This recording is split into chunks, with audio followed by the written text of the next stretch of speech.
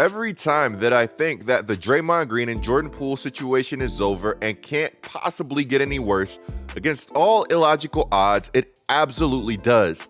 And well, this time, guys, it reached a new low that even I didn't think was possible. But before we get into that, let's get a quick word from today's sponsor. Today's content is brought to you guys by Chime. You may think that a credit score is no big deal, but if you're dealing with a low credit score or no credit score at all, that could potentially be a problem. You see, in this world that we love so much revolves around credit. This is why millions of people use Chime's Credit Builder Visa credit card. Credit Builder is really a simple and much better and effective way to build credit. With Chime's Credit Builder Visa credit card, you are literally able to build your credit with everyday purchases and on-time payments. That's right, you can actually build credit using your own money. Get this. There's no annual fee or credit check to get started, and you're able to use this card anywhere that Visa credit cards are accepted. Your credit is a big deal, so you'll want to make sure to build yours with Chime. Just open a Chime checking account with a $200 qualified direct deposit to get started. Guys, for everything that you need, head on over to chime.com/coop. Again, that's chime.com/coop. Now let's go ahead and knock out this mandatory disclosure. The Chime Credit Builder Visa credit card is issued by Stripe Bank, a name member FDIC. Chime checking account, $200 qualified direct deposit required to apply. Out-of-network ATM withdrawal fees may apply. On-time payment history may have a positive impact on your credit score. Late payment may negatively impact your credit score. Results may vary. It never ceases to amaze me how chaotically a situation can permanently change in the NBA. In 2022, the Warriors were celebrating their 7th championship as a franchise, and their 4th with their iconic core of Steph Curry, Klay Thompson, and Draymond Green. Fast forward to the start of the 2022-23 season, and it would seriously be looking like Draymond's days in a Warriors uniform might be coming to an end with free agency on the horizon after he would unexpectedly punch who we all thought would be a huge part of the Warriors' future before the season even started. To me, Draymond punching Poole was just one of those things that you couldn't have seen coming. It was also one of those things that had all of us searching for answers, questioning what Poole could have possibly said to set all of this off. According to rapper and now podcaster Cameron, this is how it all went down leading up to the punch. That I was hearing him say, not guaranteed, but they were saying his reasons Draymond punched him in his face. They said the first day he told Draymond Green, you know, Michigan and Michigan State have beef. Draymond Green's from Michigan State. He's from Michigan. He told That's already Draymond, a lifetime rivalry, right there. He told Draymond, I more in Michigan State than you went there. And then they was running sprints or something. He told Draymond, don't worry about it. You'll be in Sacramento next year. Then he told Draymond. That's crazy. Then he told Draymond, why is your Twitter handle Money Green when you broke and you're not going to get a new contract? And that's the one that broke the camel's back when he ended up punching him in the face. So a lot of stuff So that was a cover-up then. That's what they're saying, and Draymond couldn't talk about it. So it's a lot of things that we don't see that go on behind the scenes that be like, he can't keep talking to people like this because we're going to get smacked again. So let's end this now while it's only one punch in the face. Yeah, so they gave him the money to keep him quiet. Ironically, some people believe that Cameron reporting this was him getting sacked or duped by a parody social media account, all because his story briefly overlaps with the parody's original story. Regardless of what you believe, it's safe to say that you don't punch a friend like Draymond punched Poole. Though Dre punched Poole for a reason, and there are things that you should naturally never say to another man, Peaceful Coop just feels like there was a better way to go about all of this on both sides. But at the end of the day, I really do understand. Now, as if the punch wasn't bad enough, what Draymond would do after the punch would do anything but remedy the situation. Let's start with this incredibly half-hearted and borderline disrespectful apology. I was wrong for my actions that took place on Wednesday. And for that, I have apologized to my team. I have apologized to Jordan. And, I wanted to take that a step further, with the event yesterday, with the video leaking. There is a huge embarrassment that comes with that. Not only for myself as I was the one that committed the action, the embarrassment that comes for me is what it is, and that's something that I have to deal with. But the embarrassment that Jordan has to deal with, and that this team has to deal with, that this organization has to deal with, but also Jordan's family. His family saw that video.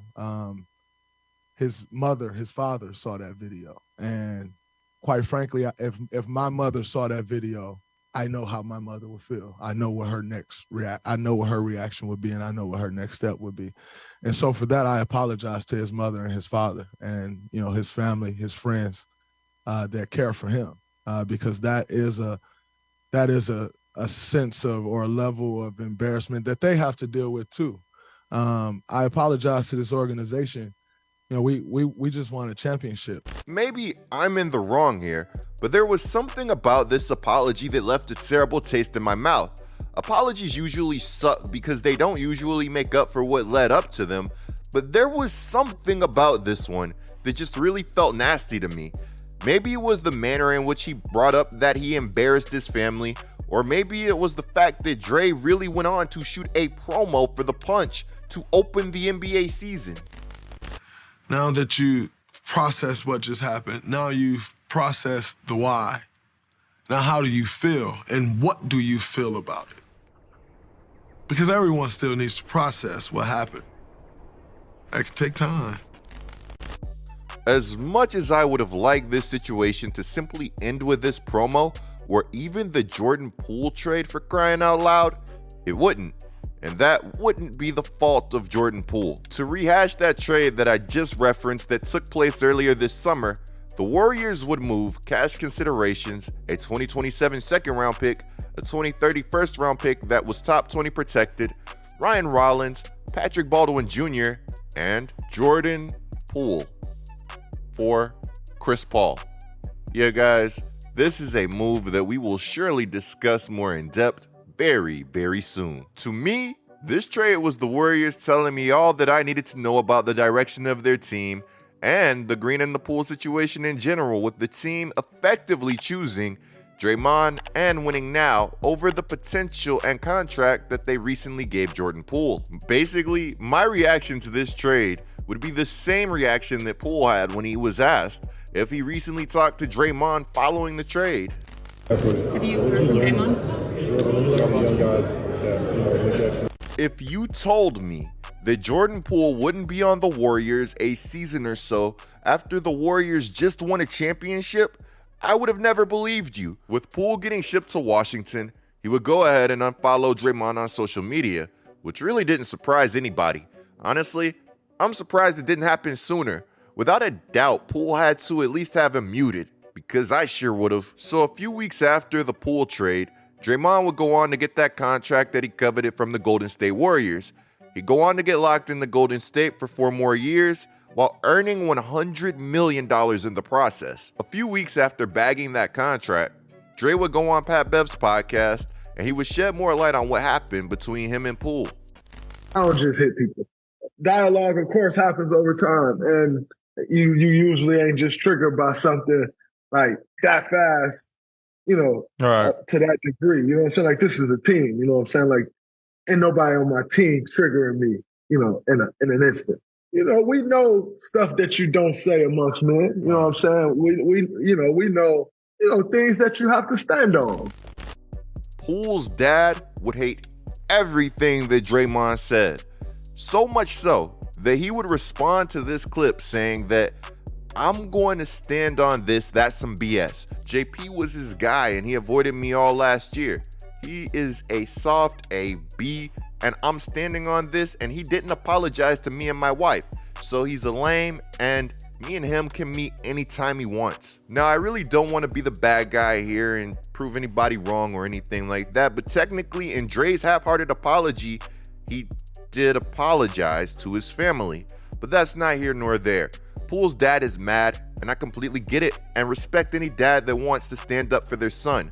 With this in mind, Poole is more than capable of standing up for himself. Anyways, Dre wouldn't back down, and his response to Poole's dad would be this: "That's so cute. It's impossible to avoid you in an arena for a year, champ. I gotta get my family from that family room every game. And stop using those words. They usually don't go over well amongst men." Though I'm not a huge fan of how Dre has handled this whole situation and don't condone violence, to be honest with you guys, we still don't know everything that went down leading up to that punch. Remember that while Dre did walk up on Poole, and that's an escalation, Poole also pushed Draymond first. There's this really small part of me that believes that Poole has been relatively silent for a reason, and when he breaks that silence, things are really going to get ugly and nobody is going to be safe. I think that once Poole starts talking, that ugly truth is going to get a whole lot uglier. I know that I'm being a bit dramatic, but of course this is an emotional situation. Just look at what Poole's close homie posted to his IG story amid this entire mess. In this story, Poole's homie basically notes how they feel betrayed by the whole situation, and how they've been much more mature as a whole regarding the entire thing. Now, Poole's homie wouldn't be the only one to post an IG story, as Poole would post one himself. Does anybody else think that Find You a Hobby might be a bit personal and directed at somebody? Now look, I know that nothing about this situation is supposed to be funny, but Dre was seeing so much red around the time that all of this was going down that he fell for a tweet from a fake account named the NBA Central that had KG saying this: Draymond punching JP is like a senior punching a freshman who's half his size and walks around talking himself up as if he's like that. Come try me, Dre. Dre responded to this fake quote saying that I tried you when I was a rookie, KG, and you started talking to yourself like I wasn't talking to you.